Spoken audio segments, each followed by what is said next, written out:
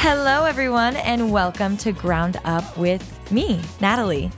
I've been pursuing a career in acting for over a decade and have learned a lot. I built my career from the ground up, and I'm simply curious as to how other people did it too. I'm going to be gaining insights into how some of the most inspiring people got to where they are today. I'll interview entrepreneurs, actors, thought leaders, health experts, and many more. So if you're curious like me and gain motivation through inspiration, then this podcast is definitely for you. Welcome to season 2 of Ground Up with Natalie.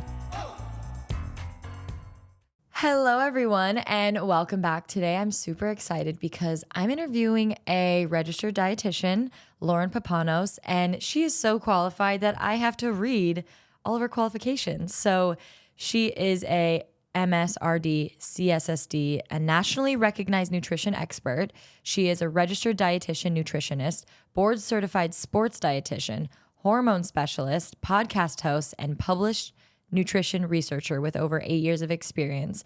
And she is the host of her own podcast called Strength and Hormones, which I would highly recommend to listen to because I listened to it in preparation for this episode and I got addicted because I was learning so much about my body that I just never knew about. And as a young woman who, wants to have a kid in a few years and wants to get to know my body more so I can take care of it to the best of its ability, it was really informative, along with this episode itself.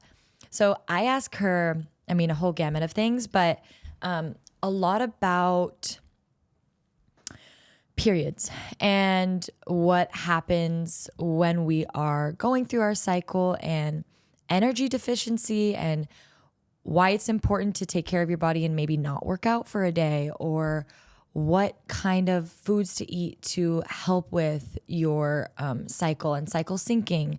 And we go into fertility and why infertility happens and a lot about hormonal imbalances, which I think is common but not talked about enough. And so she does a great job at breaking everything down. And I don't know so much about this topic, so I was really asking her the nuts and bolts of what she was explaining to us. So I hope that it's broken down in a way where you can really understand it and jot down some notes. I also asked her about intermittent fasting, and she talks about that on the pod. And we just have an overall really great health conversation. We talk a lot about glucose spikes and foods you can eat to feel more energy, to not feel that sugar crash in the middle of the day. But she gives a lot of tips that you can apply today, tomorrow, for an overall healthier and happier lifestyle. So definitely enjoy this episode and take notes. Okay, everyone, we have Lauren Papanaos on the pod today. Lauren, thank you so much for being here. Thank you for having me. Yeah. We start every episode with the Ground Up 3. So 3 simple questions. I want to know where you're from. San Diego. Nice. Yeah. Love San Diego. Did you grow up surfing? A little bit, yeah, but I don't anymore. It's such a mission. It is a mission. Same thing. My dad was a surfer and I was like, okay, I'll do it. And I did when I was younger. Now I'm like, You really have to devote your life to it. You do. Your day, for sure. Yes, like, exactly. Your morning. You have to wake up really early. Yeah. And what was your first dream job when you were a kid? It was actually to be an astronaut, which I know you mentioned before we hopped on, which I thought was so funny because no one ever mentions wanting to be an astronaut, right? Serendipitous. But yeah, I've been obsessed with science for as long as I can remember, and so it only made sense to be an astronaut when I was 8 years old. Avi, right? Did you ever go to the Discovery Kids on the 5 freeway, like that huge block on the side of the freeway? I don't think so. I just went to the Space Museum a lot. That was in San Diego. Okay. Yeah. I was obsessed with chemistry when I was younger. Like I was a chemist for Halloween one year. Aww. I would buy all those kits and like they had like fake hair samples and blood, and I would like sit under my staircase and do it all. Weird things that we're into, but I would eat astronaut food, so it's fine. I love it. Oh my God. Your mom had to go to like, what is it? What's the store? Like Bass Pro Shop and get like the freeze-dried strawberries and stuff. Yeah. That's hilarious. And what was your first job? Yeah, my first job was a gymnastics coach. So I grew up doing gymnastics, and so then I just naturally started coaching. Yeah. But then after that, it was like once I got done with college, it was as a dietitian, and then pretty much. So you did that in, like when you were like 18? I was probably like 16 or 17. Yeah, and then kind of coached through college during summers and things, and then I finished out grad school and got my license to be a RD, and then my first like job was becoming a dietitian. Okay. Yeah. So for people who don't know who you are, can you share who you are and what you are an expert in? Yes. So yes, my name is Lauren, and I am a registered dietitian. I have both my bachelor's and master's degrees in nutrition sciences. My master's degree, though, is an emphasis in functional or integrative nutrition. They're kind of just like interchangeable terms. And so with that, I've done a lot of postgraduate functional medicine training, and I early on decided to go more into the endocrinology space. So really specializing in hormone conditions. So I've been studying like postgraduately endocrinology and functional medicine since like for almost a decade now, since I got out of school. Yeah. So that has been an early interest of mine. I've done like research in the area of nutrition and endocrinology, and I've had my private practice for 6 years now. But originally I started my career actually working in the performance sector. So I was working with collegiate and Olympic athletes. And that's really where I really became interested in the connection between nutrition and endocrinology, because I was seeing so much of these different endocrine conditions in a really high performance athletic population. And I really think that there's like no better first job than working in a high performance setting. And I'm sure it's like the same thing if you're working in acting or film or like these really high pressure jobs, because the pressure that's put on you to really excel at what you're doing and to not make any mistakes and have a really high attention to detail is just so high. And so it really just made me become an expert at a very young age, because I kind of felt like I had to be able to do my job well. And I just became obsessed. Everything gets easier after that kind of. It does. I still think about some of the things I talk about today. I'm like, I have been talking about this since I was like 23 years old. And I'm like, that's just crazy to think about, And you've stayed passionate about it for the last decade. Yes. And it's just expanded, and like some of the early ideas and things I was talking about, they've just kind of like evolved into deeper, more nuanced conversations. But a lot of the conversation is still the same from what I was talking about at the very beginning of my career. So I feel like I'm going to ask you a lot of definitions of things, and you're going to have to tell me, like, as if I was 5 years old, what they mean. Yeah. So a few words that you said. So I want to know about hormonal imbalances in women. Also endocrinology. What is that? That's just basically the science of hormones. Oh. Yeah. Oh, so, okay, same thing. So, what, so many women now have hormonal imbalances. What is that? What does that mean? Yeah. So hormones are chemical messengers. They basically are the communication that talk to different organs. So when you think about, you have like your brain and then you have your ovaries, right? Oftentimes we don't think about, well, how are they connected and how does that impact the way that I feel and function on an everyday basis? But the connection channel between the two is your hormones. And your hormones connect every type of organ. So they really are the communication point for everything to function optimally or not optimally in the body.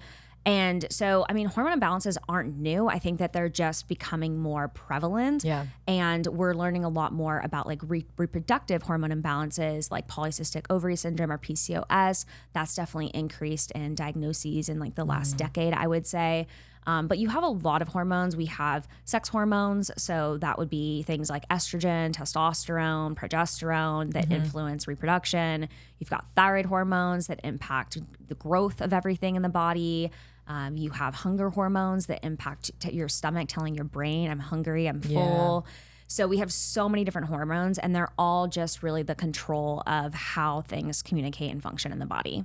Got it. Okay. Yeah, I know I have a lot of friends that have missing periods or even PCOS. And I know you just defined it, but can you define it one more time? Yeah. What PCOS is?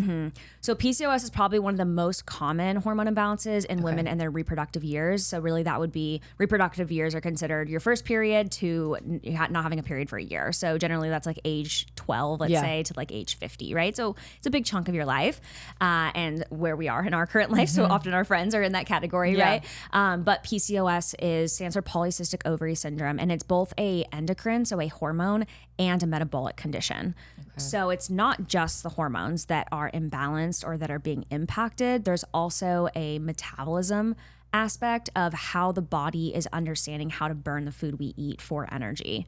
And they both influence one another. So the metabolic piece influences the hormones influence the metabolic piece. So with PCOS, there has to be 3 diagnostic criteria present.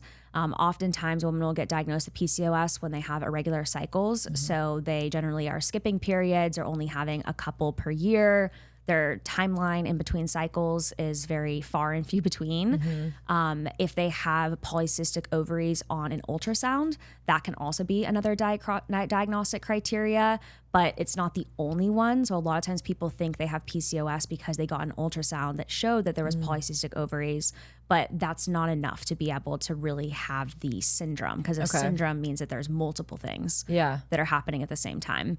And then also there's generally high androgens. And so androgens are this class of what we think of as like male-like hormones. Okay. Women have them too, but they're higher in men. So think of like testosterone, right? We kind of think of that as more of a male-like hormone. Women have testosterone too. It's just about 1/10 of what men have. But with PCOS, women tend to have closer to those levels that men do than what we would see in like a female reproductive system. And it's not just testosterone. There's other androgens like DHEA, DHAS that are less talked about that can be elevated that are causing the PCOS. But generally testosterone is one piece of the puzzle, this high testosterone situation. There's so many elements that go into being diagnosed with PCOS. Do you think a lot of young women are misdiagnosed? Yes, there's a lot of misdiagnoses. And so I see a lot of people who come into our practice who we do testing on them, we do our assessment, and they've never been diagnosed. And I look at their clinical picture and I'm like, this is exactly what's going on here. And that's why we always start with testing, is because I never want to take someone's diagnoses as the final way of treating them, right? Because sometimes people aren't diagnosed, or sometimes they're misdiagnosed. So we always want to make sure we're treating the patient, not the diagnoses, right? Because the diagnosis is just attached name to something, right? And then there's also a lot of misdiagnoses where people are diagnosed with PCOS that actually have a different type of hormone imbalance. And that actually happened to me when I was in my early 20s, because I was having irregular cycles. And so it was thought, okay, I had PCOS. I also had polycystic ovaries, but that can also be something common that women have, especially depending on when you do an ultrasound at certain points of your cycle. But I actually had a different hormone condition called hypothalamic amenorrhea.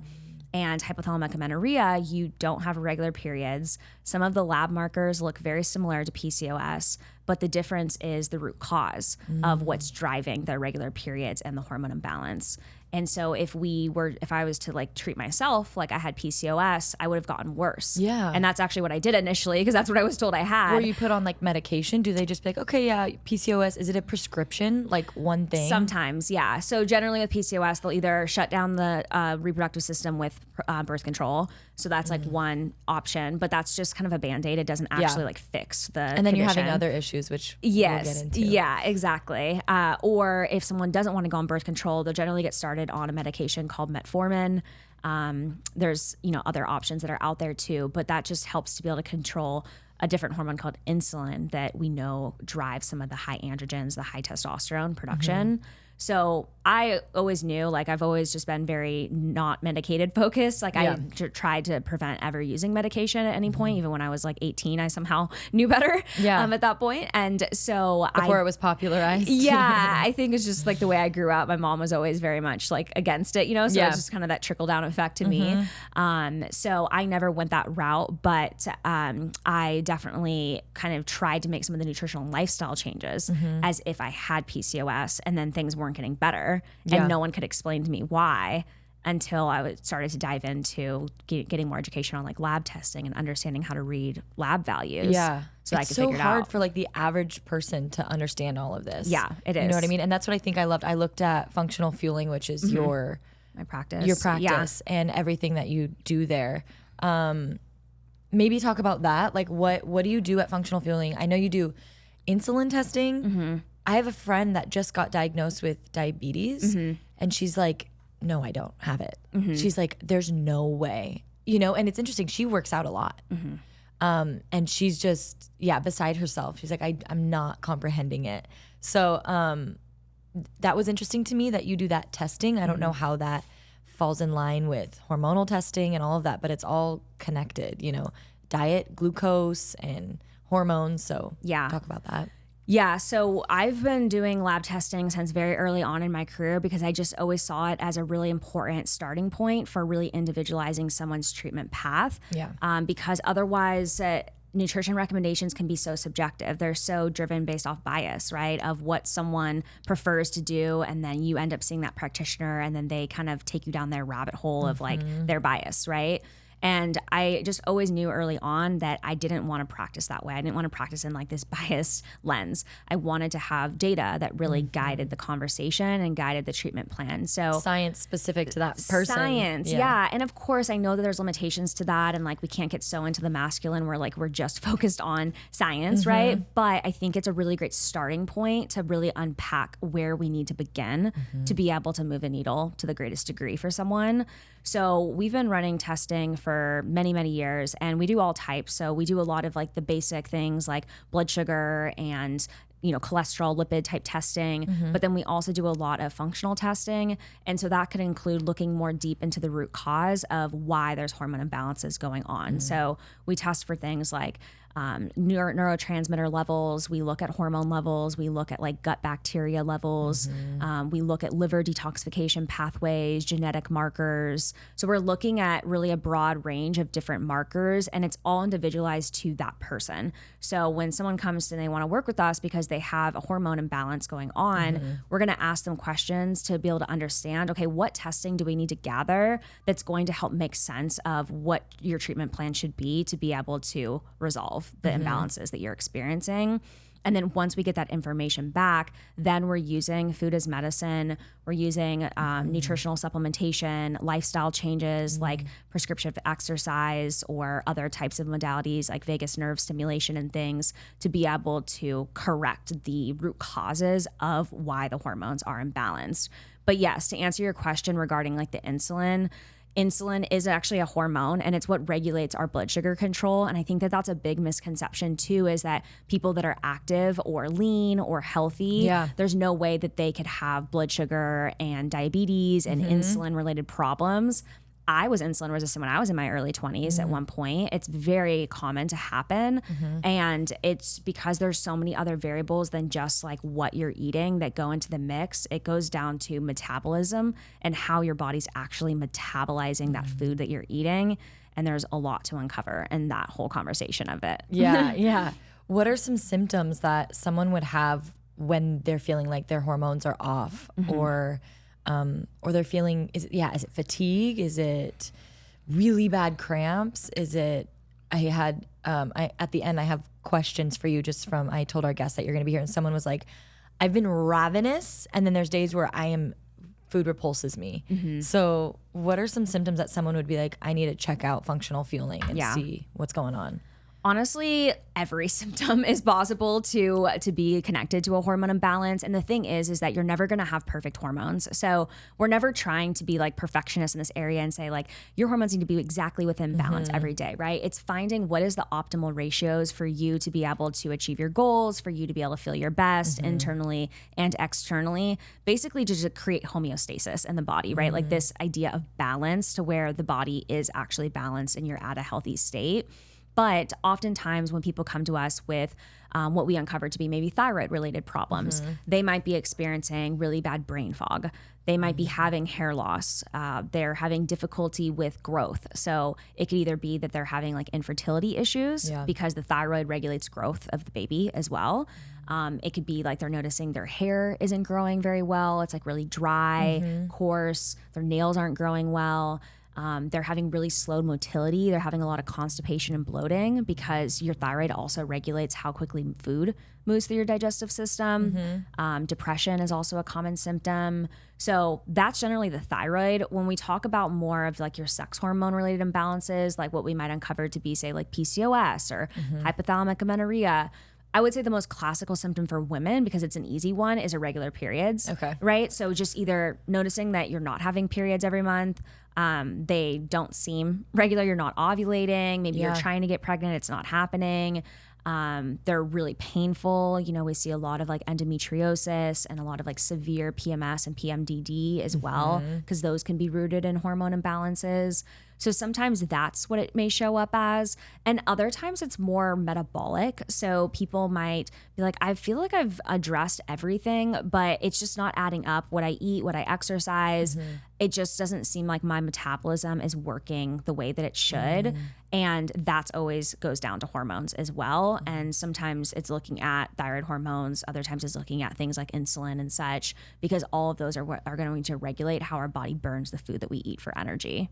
Okay. Pretty much if you have anything going on, go to functional fueling and get tested.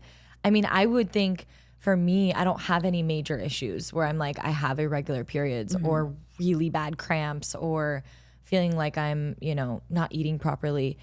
But would you recommend that everyone kind of gets tested just to see where they're at? Especially, I mean, I am wanting to have a baby in a few years. So would you recommend like get tested, see where your hormones are at, see how your overall health is doing?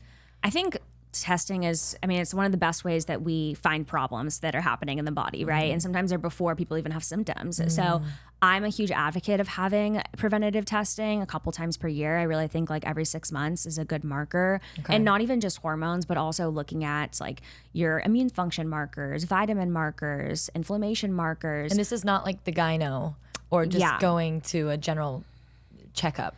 Unfortunately, these things aren't really well covered by our insurance. At all. Yeah. Our insurance is only going to cover the things that are going to diagnose disease, that are going to be your things that aren't going to elevate until you are in pain and really bad pain every single day, right? And oftentimes when you go to the doctor too, like they're testing 5 things. They're really just looking at a surface level unless there's something more obscure that they're trying to find more answers on. But generally it is just an overall screening. It's not a deep dive investigative experiment, if you will, into what's going on. So yes, you're going to have to work with someone. Insurance probably isn't going to cover it, unfortunately, but it is going to be the best way to understand what's going on in your body. Yeah, which is worth it. You know what I mean? But is it a doctor's office to where you can give a super bill to people?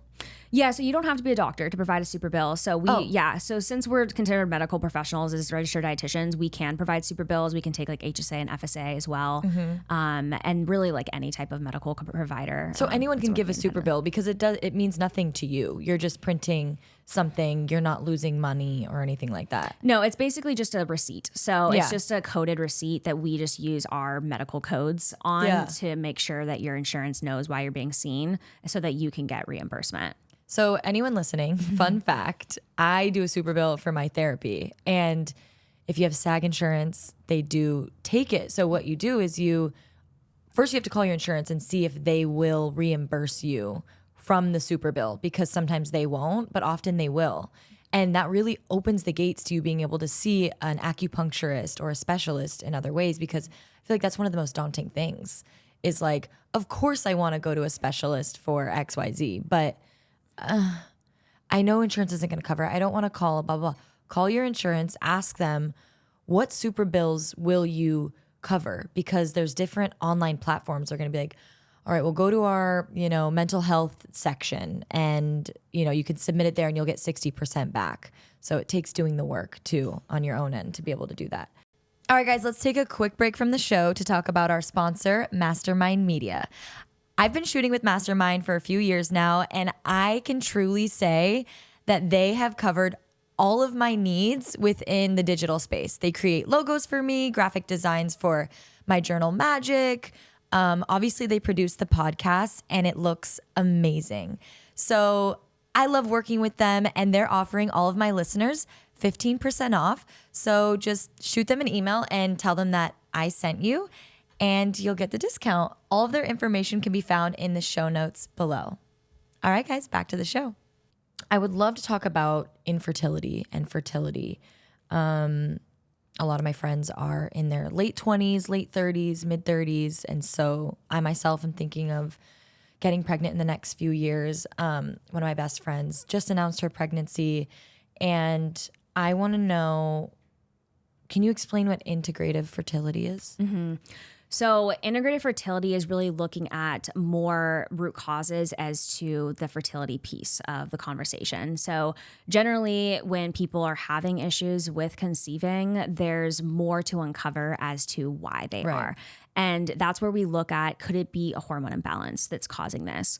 Could it be something within the immune system that's causing this? Is there some type of infection that's going on in the gut or in a different organ system that's causing the immune system to not feel like it's in a place where it can reproduce, right? Because ultimately, for reproduction to happen, the body has to feel like it has adequate resources on board and that it's a safe place to be able to grow a baby, right? And so we want to create this safe place for that to happen. And I mean, just what you're eating plays a huge role in this. And a lot of times people, they, try to conceive, they're not conceiving. They go to these fertility clinics, they spend all this money on fertility treatments, and then they come to us because maybe those still haven't worked. And then I look at just a simple evaluation of how much they're eating, how they're exercising. And I'm like, yes, your body's in a completely stressed state. Like you are essentially starving your body, your own body. How are you going to expect there to be adequate resources to be able to give life, right? And your body is constantly stressed because you're over exercising, you're working crazy hours, you're not sleeping, you're running off caffeine, all of these different situations that are just completely sending the signal to your brain. This is not a habitable place for a pregnancy to occur. So we really want to evaluate is it just as simple as ensuring that you have the nutritional state and the stress balance in your life to be able to support fertility, or are all those boxes checked and it's something a bit deeper like hormones or something that's driving an immune system imbalance? What do you think a good routine for someone is in their, who's trying to conceive in the next year or two, as far as working out and diet? Well, we know you need to start early, so that's going to be a really big thing because the egg that gets fertilized is from at least 90 days prior to conception. So what you eat, what you expose yourself to, what you do for exercise really matters. I would say 3 to 6 months, if not even longer, for both men and women, because that also affects sperm morphology and motility, than it does really in the immediate before pregnancy actually occurs. So, it's like this week I'm going to eat good because it's like it doesn't work like that. It takes a little bit longer for these things to have intervention. But one of the big things I would say is just looking at your exposures. So there's a term that we use called endocrine disrupting chemicals that people might be familiar with. These are just different chemicals that are all around us that have a lot of reproductive harm. And can you name a few? Yeah. So phthalates are one, parabens are another, BPA is within that category. So which is in everything. Yes. Parabens, right? Yep. All of your beauty stuff. Food has a lot of these too. Like, so there's certain foods, people might have heard of like the Bonza thing that came out a couple weeks ago, but like chickpeas are grown with a lot of glyphosate. So is a lot of wheat and soy products, and those function as endocrine disruptors as well. And so, yes, in very small dosages, these are okay for us, but it's when there's a lot of exposure, which we are getting a lot of exposure just without even trying, because everything nowadays is made with artificial things, right? Like we don't have real wood. We have plastic that looks like wood nowadays, right? So like nothing is actually a raw material of, something that's chemical free. So we're just exposed to these a lot, and it really bogs down our liver, and our liver, it has a huge role in our immune function, also things like our hormone function, because our liver is where a lot of the conversion and activation of hormones happens. So that's one of the areas that we really want to look at, just becoming like aware of and trying to reduce exposures prior to pregnancy. I'd also really look at what you're eating and not just focusing on eating healthy, but we need to make sure that we are eating adequately too, especially getting adequate carbohydrates and fats. For women in particular in their reproductive years, when you get into a low carbohydrate state, it sends signals to the brain that this is not a safe place to reproduce. So a lot of people, they see great results with being a low carb state from a body composition perspective. And for some people, maybe that is helpful for them for a short period of time. But as it relates to fertility, it's not going to be the secret sauce, if you will, to a healthy environment for conception. We have to reintroduce healthy carbohydrates in the right dosage for you individually. Make sure you're getting adequate fat sources in the diet, because those are what are going to send the signals to the brain to then signal down to the ovaries to make the adequate hormones for conception.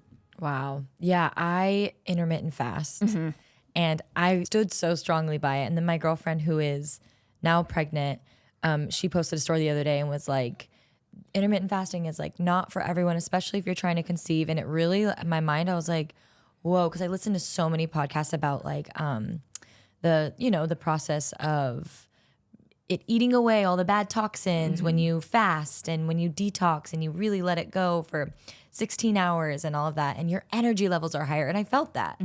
But I would love to hear what you think about intermittent fasting, especially for women in general. And then if you're trying to have a baby as well. Yeah. So there's definitely some benefits to things like digestion. We know that we don't want the digestive system working 24 hours a day, right? So by shutting it off for 15 hours or so, like you're going to feel better. You're going to feel less bloated. You're going to feel loose, like less, lighter, whatever you want to call it, because there's not as much debris in your digestive system. So there's definitely benefit in that sense. We know hormonally that it's not the best environment for most women because there is a neuropeptide, so it comes from our brain, called kisspeptin. And kisspeptin is heavily regulated by us being in a fed or fasted state. And so when women are in a fasted state, it downregulates this neuropeptide kisspeptin. And kisspeptin is what controls all of the hormone signaling down to our ovaries. So there's a hormone called gonadotropin releasing hormone that comes from our brain. That's what then signals to our brain to make follicle stimulating hormone and luteinizing hormone. Wow. And those are the hormones that then stimulate to make estradiol and progesterone, which are what are needed for conception. So a lot of times people do well with fasting for a short period of time until the hormones get impacted. Your hormones are like one of the last things to take a hit. So you can usually get away with doing pretty abrasive things for like 6 months, however sensitive, your body might not be very sensitive. Like I have a very sensitive body. Yeah. It would cause me to have a regular cycle in like 2 months. Wow. But for you, maybe like you have a less sensitive reproductive system. So like maybe you could get away with it for a year or something, right? But then eventually at some point, you're going to start to see this downregulation occur because of that whole hormonal signaling process that happens. Wow. Talking about periods a little bit, like, some people have really bad periods, debilitating. I was at a Dodger game with a girlfriend the other night and she brought her friend and she had a shock system on her stomach because she has debilitating cramps her whole life since she was 15. And I was amazed. I was appalled. I was like, that can't be. She's like, it's raw underneath this thing. I'm like, I'm sure it's been going on for 72 hours. Slept with it, everything. So there's that. And then there's people who don't have cramps. Like, I know that everyone is different. Everyone's going to respond differently. But are there certain foods that we can incorporate into our diet? Is it like, what is the secret here? Yeah. Well, there's so many things to look at whenever these painful periods are happening. And, it could be on the spectrum where it's like the most severe to where there's true endometriosis that's going on, where there's actually like abnormal tissue growth. And that's what's causing like the really painful periods. And there are a lot of things that can be done from a natural holistic perspective for endometriosis treatment. But that's for more of like a severe case. Other people experience, they don't have endometriosis, but they experience really bad premenstrual syndrome, which is that collection of symptoms like cramping, headaches, fatigue, depression in that time period about a week before you start your period. And one of the big reasons why PMS occurs is because there's inadequate progesterone to be able to reduce the level of prostaglandins that are present. And so prostaglandins are like these little inflammatory compounds, and they are literally what cause cramping. So anytime you have pain in the body, it's prostaglandins that are causing that to happen, and cramps are no different. And so when we don't have adequate progesterone, there's nothing to slow down this prostaglandin signaling. And a lot of women don't have adequate progesterone because their body's in such a stress state for whatever reason it might be, right? Of all the things we talked about earlier. And so if we aren't making adequate progesterone, there's nothing to slow down the prostaglandins. Sometimes it can also be that there's too much inflammation. There's a lot of chronic inflammation that I see, and it's something I'm really passionate about for women that have a lot of hormone imbalances because it's so underlooked, because there's really not great ways for us to test for inflammation. There's a couple markers that we have, but a lot of times they're not elevated unless you have like really acute inflammation. But a lot of people are struggling with low-grade chronic inflammation. And so in that time period before you start your period, because there's all these prostaglandins, there's already a high inflammatory state. And then if you're chronically inflamed, now you're adding more inflammation to the situation. So there's actually a lot of anti-inflammatory nutrients that we can use to be able to lower the level of those prostaglandins. Okay. So things like omega-3 fatty acids, or what we call SPM mediators. They're just a compound that are in omega-3s, which are what come from fatty fish like salmon and sardines. That can be a really helpful tool. You need to take them in a pretty large dose. So I will say, like, it's generally more than what is on the bottle. Okay. Curcuminoids, which are the active compound in turmeric and ginger, also have a lot of efficacy for reducing period pain. So those can also be things that are supplemented, that are incorporated into the diet.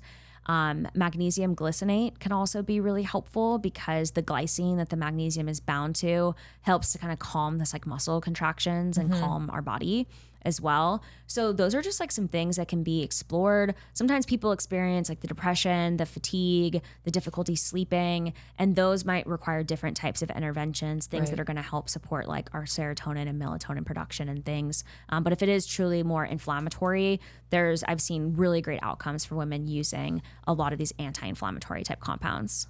And I feel like women, we try to keep up with society, like the general pace of how men function, and working out 5 days a week and not resting. I mean, even the work week, I know there's been talk about being like women should not have to work when they have their period that day. You know what I mean? The other day I went to a workout class and I was on my period and I did HIIT and I left, and I don't get terrible cramps. I left, I had debilitating cramps. I had to take a bath and like soothe it all.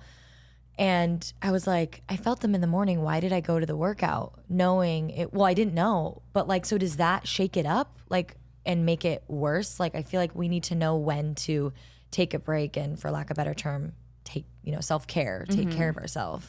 Yeah, I mean, exercise is a stressor. It's creating a little bit of an inflammatory response when you exercise, especially when you do higher intensity things, right? And if you already have a lot of inflammation circulating the body, you're just adding more inflammation to that. So we really want to look at ways that we can actually lower the inflammatory response rather than increase it. And I mean, technically from a hormonal perspective, you are in a very good hormonal environment to exercise intensely during your period, because that's when your hormones are actually most like a man's. Your estrogen, progesterone are like very, very low because they're having to rebuild again. But generally the first 1 or 2 days of your period, that's where there is a lot of that inflammation. So I usually suggest just like feeling it out the first 1 or 2 days. If you feel like there's a lot of inflammation, you're having a lot of PMS symptoms, don't push it with adding in more inflammation. Like do something more anti-inflammatory, like a walk or yoga, something like that. And then once you get through day 2 where the inflammation levels have dropped, then maybe that's where you return to doing like heavier strength training or high intensity interval training. Okay. Wow, I'm learning so much. I love this. I would love to talk about energy production. I have a friend who like just will sleep 12 hours and still feel tired. So I'm wondering, is that a diet thing, or is that, I feel like a lot of people, not just women, have a fatigue issue. I don't know if it's just society these days or what, but what would you say that is?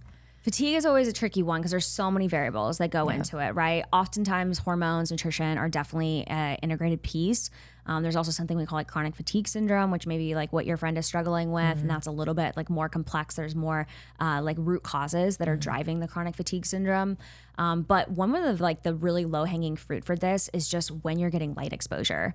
There is extensive research on the role of sunlight in actually regulating our circadian rhythms, which are what actually tell organs in our body to like turn on. It's like, think of it as turning the lights on in your body, right? And we need light exposure to be able to initiate that process. And so many people are just like waking up, going straight to work, going straight to their computer. They're not getting natural sunlight. And you don't get that same stimulation from the sun coming into your place, like through the windows. You have to be actually out in the sun. Even if it doesn't feel that bright out, you would be surprised at how much actual lux, which is like the unit of measurement of the brightness, the sun is still putting off. So we really need to be trying to get about 15 to 30 minutes of sun within the first 15 to 30 minutes of rising.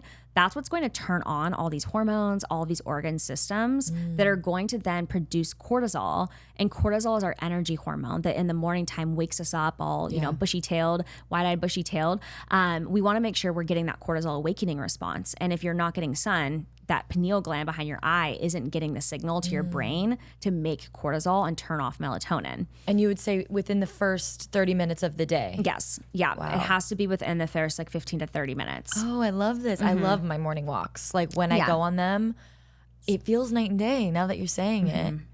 And then is that why they say to wait a little bit to drink coffee in the morning, because you have these natural cortisol levels that are there to like make you, wide-eyed and bushy-tailed? Yeah. I mean, your body should be naturally making cortisol. We shouldn't be like using exogenous substances like caffeine, right? That can actually create more of a cortisol response. We really want to make our body do it on its own. That's where you're going to get the best benefit to all of these systems. So you would say wait a little bit, but then you can have your coffee. Is there like a sweet spot? I always recommend like once you've eaten, because you know coffee is really abrasive on an empty stomach. It's really acidic. So if you don't have any food in your stomach, it also is going to create a bit of a cortisol response, especially if you're fasted, because when you're fasted, you are producing more cortisol because your blood sugar is a bit lower, and that's one of the ways our body keeps our blood sugar regulated is through cortisol. So it's best if you can try to wait to have it until you've had breakfast or with breakfast, so that you have the best like cortisol and cortisol response. Speaking of acid, acid reflux. I feel like I have heard that term so much. I have friends that have it, this burning sensation in their chest, their throat, almost like it's coming up. Like what are some foods that someone can eat to suppress that? So with acid reflux, it could be that's more of like a structural thing. So like your lower esophageal sphincter is what keeps everything tightly regulated. And it could be that they need more like stimulation of their vagus nerve, or that they need to work on the tightness of that lower esophageal sphincter. So interesting. Yeah, so that could be something. It might not be like necessarily food related. How would you work that out? Well, vagus nerve stimulation you can do through really focusing on deep exhale breathing. There's also some things you can do within like your vocal cords as well. So like humming and gargling and singing are actually really good for your vagal tone, and your vagus nerve is what helps to be able to regulate your brain to gut connection.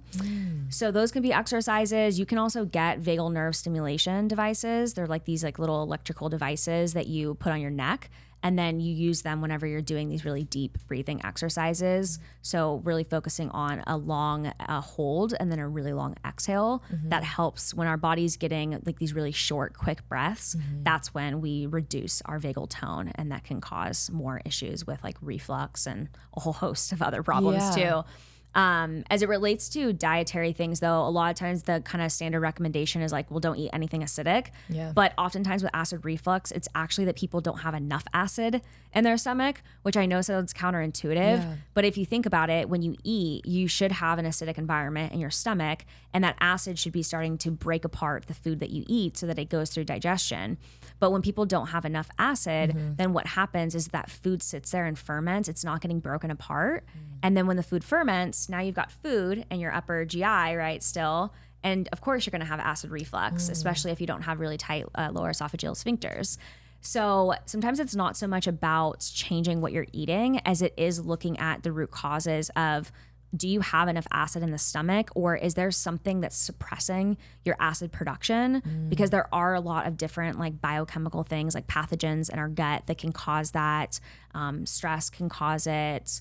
You know, how you're eating, what time of day you're eating, all can be factors that can influence your stomach acid production. So someone's taking out all the acid and it's having like the opposite effect. Are there good acids and bad acids? Because like, I know if you take a shot of apple cider vinegar, it's like the best thing in the world for you. But if you drink coffee all day, then it's not. Yeah, so apple cider vinegar, so it really is the timing of when you do these things, because we do want an acidic stomach before you start eating, but we don't want an acidic stomach all throughout the day. And with coffee too, a lot of it is like the acid that's on your teeth as well that can be problematic. And I mean, this can be an issue with apple cider vinegar too. So I always recommend if people are doing that a lot, like drink it through a straw or something, because you're going to start to wear away your enamel and your teeth. But we do want an acidic environment before we eat, because that's what helps to be able to break apart that food, especially proteins that you're consuming. But we don't want a chronically highly acidic environment all throughout the day. That's why they say 30 minutes before you eat. To take a shot 15, of 30. You can do. And it could be lemon if like you're at a restaurant, you don't have apple cider vinegar, just anything that has a little bit of acid to it. Little things to set yourself up for success in the body. Okay. let's see.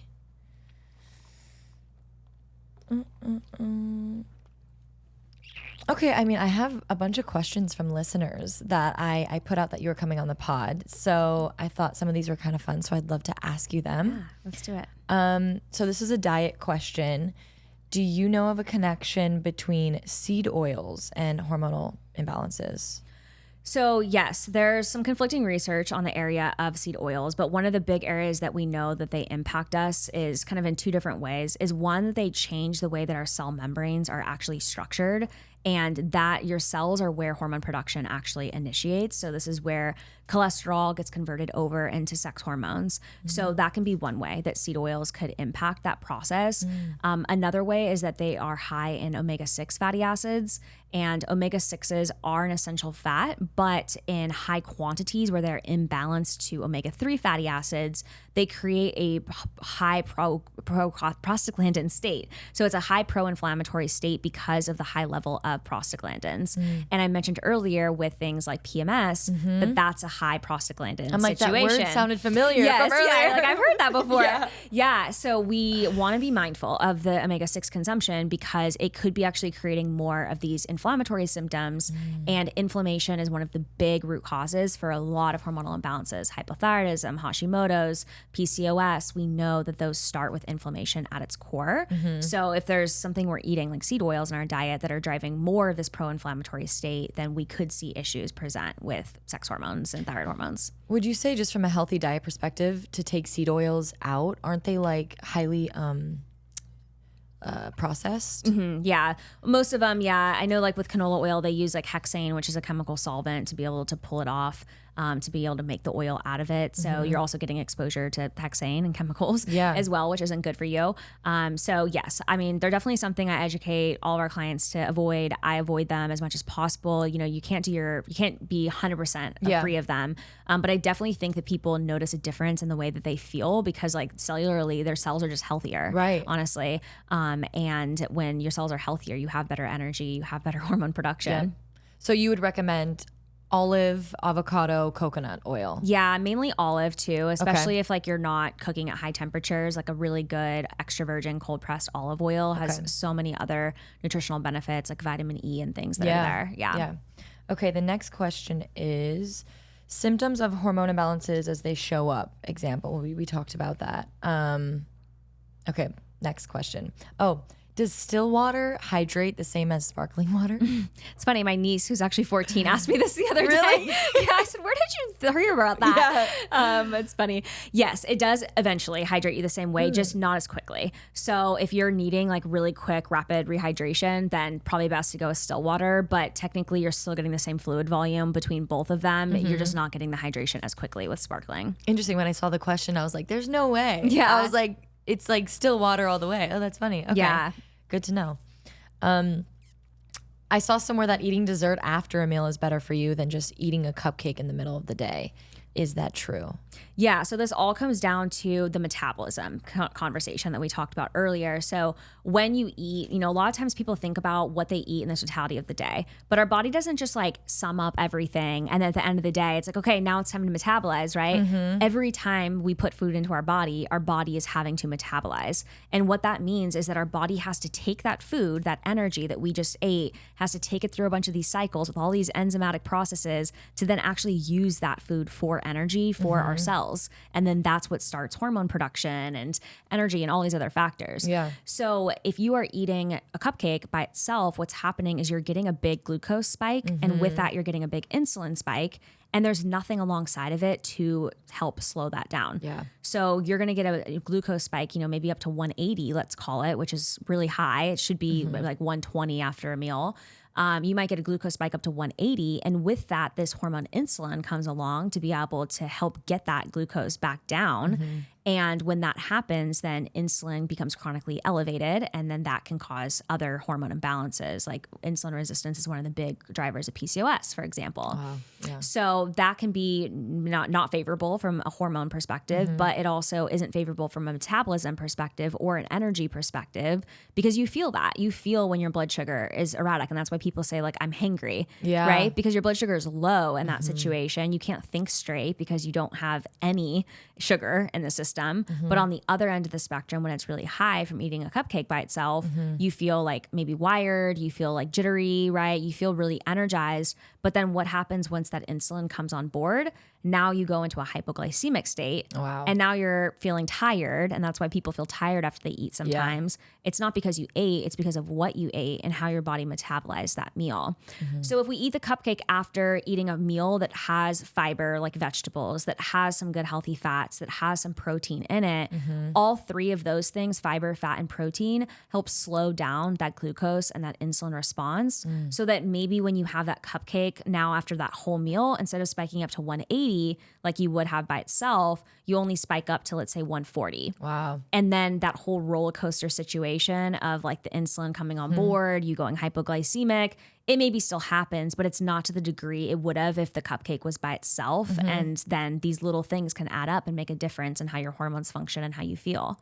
So does that mean if you have a plate and there's mac and cheese on it, broccoli, and chicken, if you go for the mac and cheese first because carbs break down into sugars, then it would kind of do the same thing? Would it be better to eat your vegetables first and your proteins first? Yeah, there is one theory. There's some research that does show that of like the order in which you eat does dictate your blood glucose metabolism. So if you eat your vegetables and then your protein and then your starchy foods, that you see less of a glucose response after.